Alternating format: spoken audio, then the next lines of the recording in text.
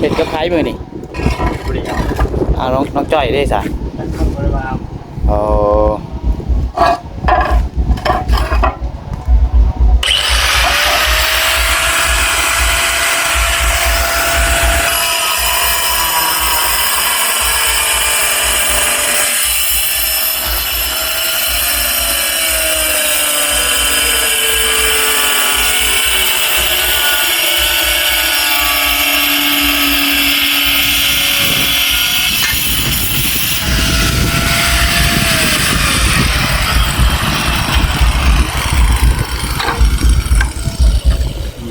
เมื่อวานนี่เพิ่นก็มาอยู่บ่วันวันข้างนอกบริอยู่วันโอ้เจ้าว่าเพิ่นบ่ฮู้ว่าเจ้าเฮ็ดเวียกบ่จักมื้อนี้โอ้กันบ่ได้เอิ้นเพิ่นบ้านนี้จะไปดองบ่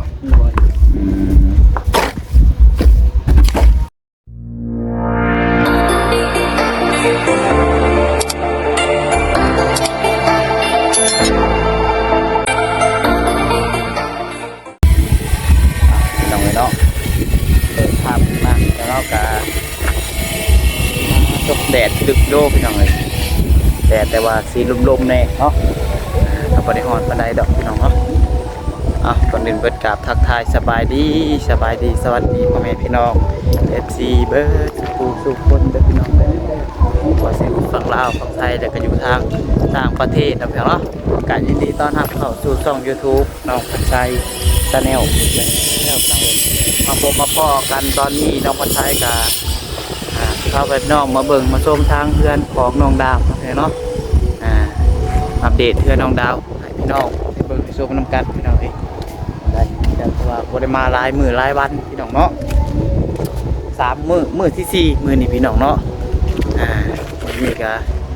ที่แรกว่าสิบ่ได้มาพี่น้องเนาะคือฮู้อะไรพี่น้องเอ้ยช่วงนี้ก็งานบุญงานดอกลายพี่น้องเนาะวันที่10นี่ก็ทางเบิ่งจะสิได้มาหรือบ่น้องประสายพี่น้องเนาะเพราะว่ามีงานดองหมู่พี่น้องเนาะแล้วก็หมู่วันที่10นี่ก็ได้ตรงนี้ก็มีแต่งานมีแต่บุญพี่น้องเนาะทางน้องเสลาทางทีมงานผู้แก้วเพิ่นก็บางมื้อก็เฮ็ดบางมื้อก็บ่ได้เฮ็ดเพิ่นว่าเนาะมื้อน่ะถามน้องเสลาเพิ่นก็ว่าเพิ่นแชทบอกพี่น้องเนาะบ่แม่นว่าถามเพิ่นดอกเพิ่นแชทบอกว่าตุไซว่ามื้อนี้บ่ได้เฮ็ดเวียกเด้อเพิ่นว่าน้องประสายก็เลยบ่ได้ขึ้นมาพี่น้องมื้อน่ะเนาะบ่ได้ขึ้นมาแล้วบ่เห็นในคลิปเขาบ่เวียงบ่หยังเนาะเพิ่นก็ถ่ายก็เฮ็ดอยู่พี่น้องเฮ็ดบ่หลอกปอกแปลกไปนั่นเนาะน้องประสายบ่ได้ขึ้นมา2 มื้อหลังน้องสลาบ่ได้เฮ็ดเวียกเนาะที่แรกน้องประสายว่าสิขึ้นมาแล้วโอเคพี่น้องจังได๋ก็ฝากพี่น้องเป็นกำลังใจให้น้องประสายเด้อก็เลยพยายามชมคลิปกันเนาะคนละ1 ไลค์ 1 แชร์เพื่อเป็นกำลังใจให้น้องประสายเด้อพี่น้องเด้อที่สำคัญก็อย่าลืมเบิ่งโฆษณาให้น้องประสายนั่นเองพี่น้องเอ้ยแดดนะครับเนาะเดี๋ยววันนี้พาเบิ่งทางเพื่อนน้องดาวเพียงเนาะเพิ่นเฮ็ดหยังหน่อยแต่ตัวบ่เห็นผู้ใดมาบ่เนาะแถวเนาะเราเห็นมีไผมาพี่น้อยดาวเพิ่นอยู่ผู้เดียวบ่เนาะทางรถผู้สวยก็บ่เห็นพี่น้อยสร้างโพดผู้สวยแต่น้องดาวอยู่ผู้เดียวประจักษ์สบายดีน้องดาวเด้อเห็ดกับไผ่มือนี่บริการน้องจ้อยได้สะบริวารโอ้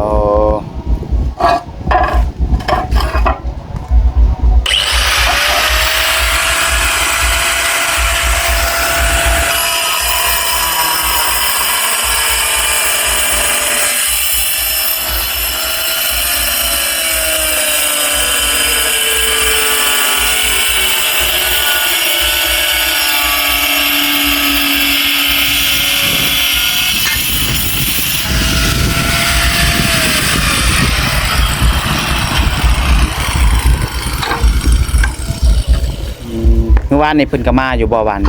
วันข้างนอกบริอยู่วันโอ้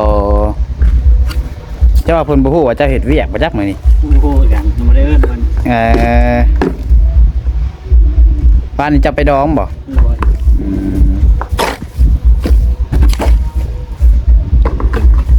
ผู้ช่วยกับสร้างพูดเพิ่นสิมาอีบ่มื้อนี้เนาะ โอ้กัน อืม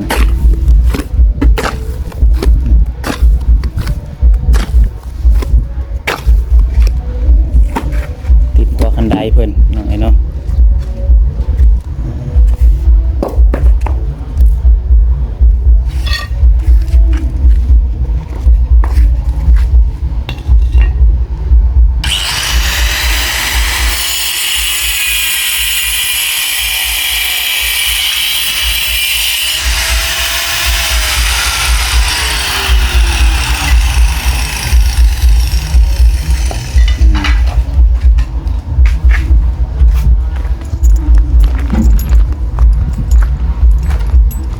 ติดได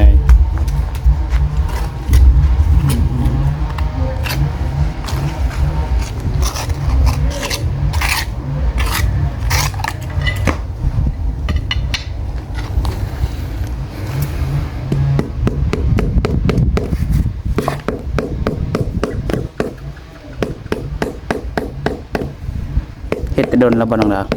เฮ็ดแต่เช้า เอ่อเพิ่นอยู่เพื่อนอยู่บ่สนองจ้อยเนาะเห็นเพิ่นอยู่บ่ ก็ได้ยินเสียงปากคนอยู่เท่าคือเพิ่นไปเฮ็ดน้ำเลยทองบ่เลยทองก่อเพิ่น โอ้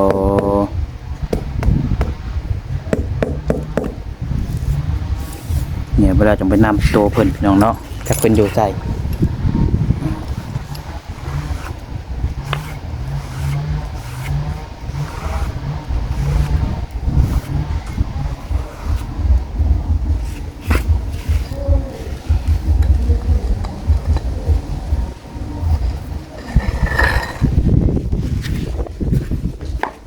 ว่าคันใดเนาะเบิ่งพามาเลาะเบิ่งก่อนเนาะทุกบ่ได้มาหลายมื้อเนาะเอ้ย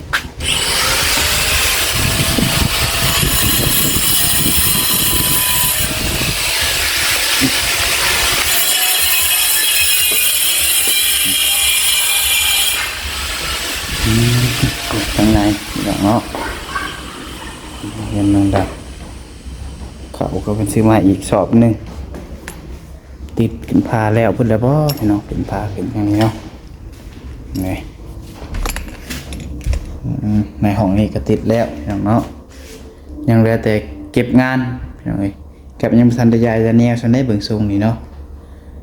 เก็บงานทาเก็บสีนั่นแหละพี่น้องเนาะเก็บสีเก็บหยังนี่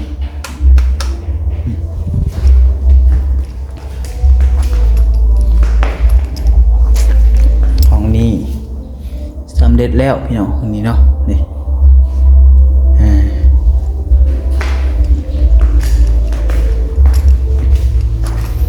ตัวนี้ก็ยังอยู่เป็นขึ้นพาแล้วแต่ยังบริษัทได้เก็บสีเก็บยังพี่น้องเนาะกระโลเพิ่นห้องน้ำเพิ่นเป็นยังอันนี้พี่น้องคือดื้อใหม่ไปเลยบ่อันนี้เนาะ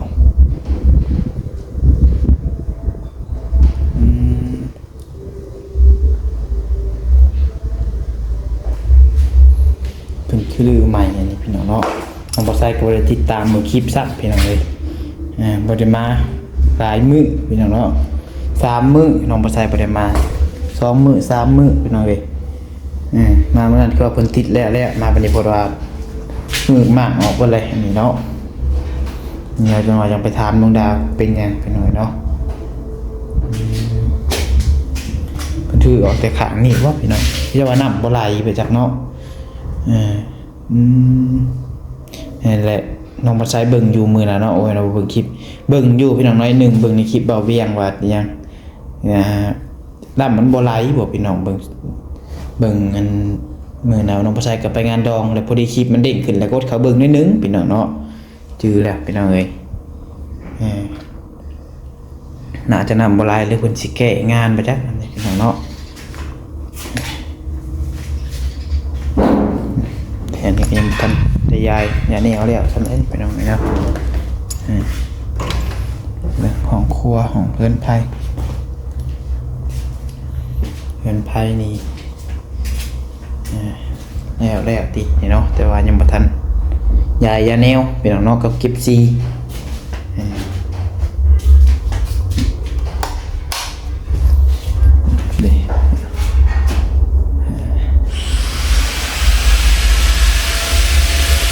กับบุซอยกับบ่มาสมจักมื้อนี้พี่น้องเนาะ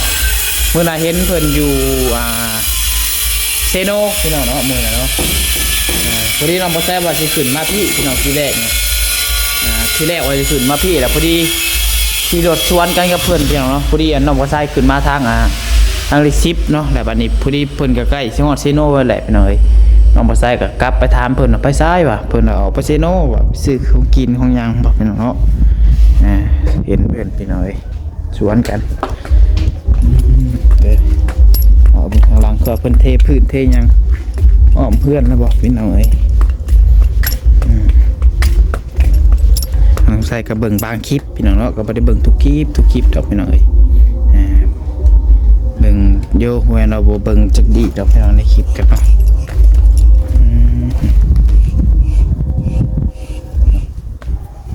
ไกลถึงกันเนาะ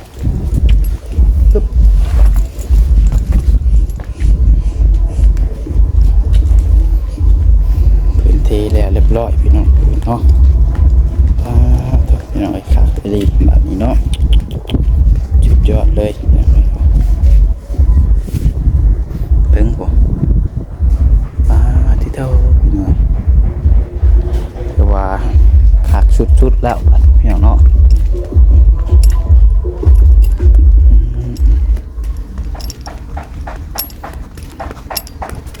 นี่น้องดาวตัวนี้ก็หากระเทเมื่อวานนี้บุญส่งพี่น้องเนาะ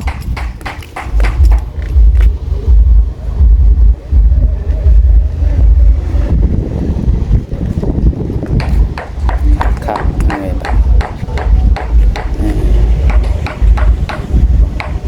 แต่เพิ่นยังสิได้เก็บงานอีกอย่างน้อยเก็บสีว่าสีเปื้อนถือเนาะก็เพิ่นสิเสร็จเอาบ่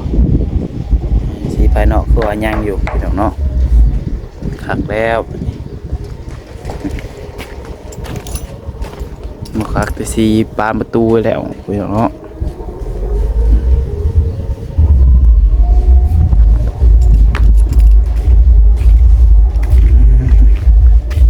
เครื่องเพลงก็ตุ้มๆหน่อยงานลายสูง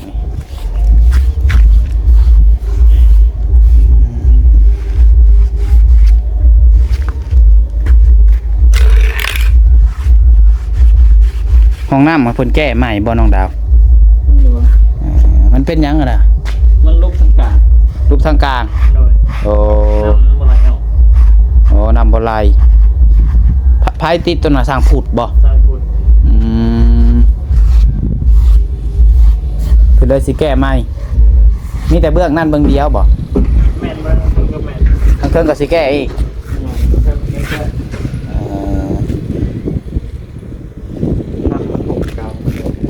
เฮ็ดใหม่ไปเลยว่าง่ายก็เนาะเพิ่นสิให้ไผมาติดบัดนี้สิติดเองเจ้า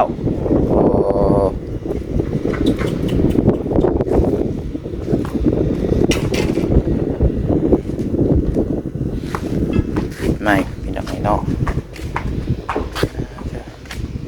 เฮ็ดติดทั่วคันใดแล้วผู้จักจงเนาะ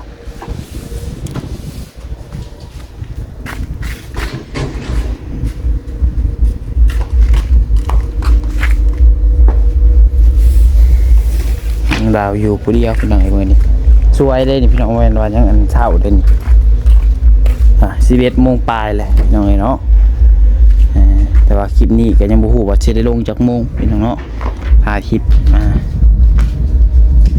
พี่น้องเอ้ยก็จะกลับลงให้พี่น้องเบิ่งไว้พี่น้องเนาะแล้วแต่สัญญาณมือกับสัญญาณบ่แห้งพี่น้องเอ้ย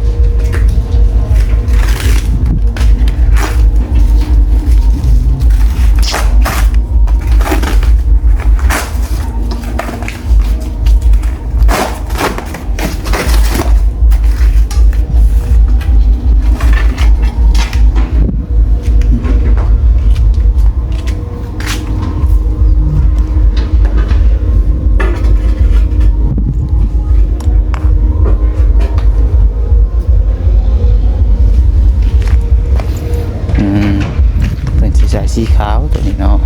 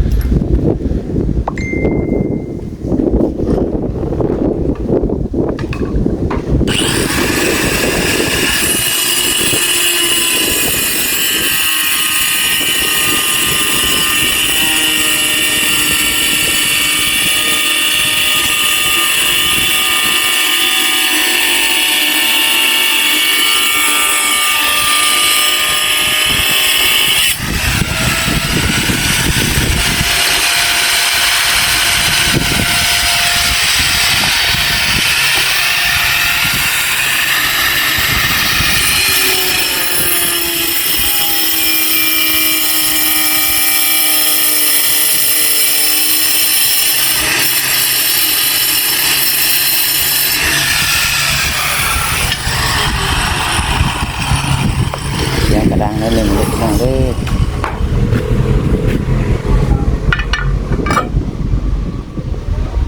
อืม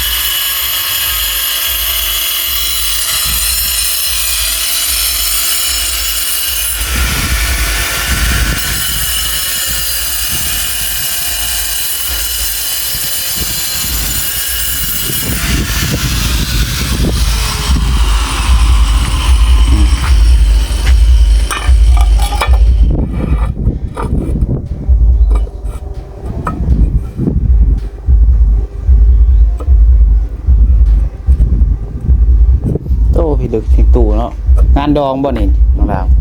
อ่า